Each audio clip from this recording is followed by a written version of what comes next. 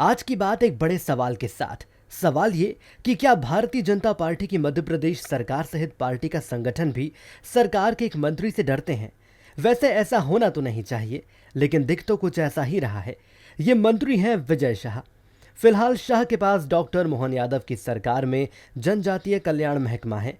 ये तो हम पहले ही एक प्रस्तुति में बता चुके हैं कि शाह किस लिए एक नए सिरे से विवाद में आ गए हैं और कैसे उन्होंने भारतीय सेना की शान कर्नल सोफिया कुरैशी के खिलाफ बेहद बुरी टिप्पणी की। मामला राष्ट्रीय स्तर पर तूल पकड़ गया है। कांग्रेस के राष्ट्रीय अध्यक्ष मल्लिकार्जुन खड़गे सहित कई दिग्गज विरोधियों ने विजय शाह के इस्तीफे की मांग की है।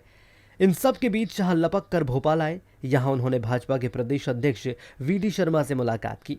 इस मसले पर अपनी सफाई दी, मगर बात नहीं बनी। तब शाह को मीडिया के सामने कहना पड़ा कि वो अपने कहे के लिए 10 बार माफी मांगते हैं। मगर इस सारे एपिसोड के दौरान भी शाह जिस तरह हंसते चहकते रहे, उससे लगा कि उन्होंने माफी जुबान से मांगी है, दिल से नहीं।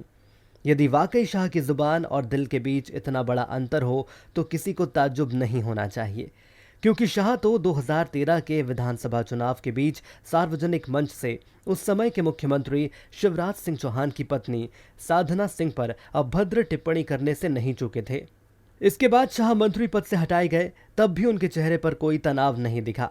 उल्टे अपने गृह जिले जाकर शाह ने साफ कहा कि वो खुद ही मंत्री पद को लात मार कर आए हैं। अब लात वाली बात का सच तो नहीं पता, लेकिन ये पता है कि शाह का सियासी वनवास 4 महीने से भी कम में खत्म हो गया। तो फिर शिवराज की सरकार में मंत्री बन गए।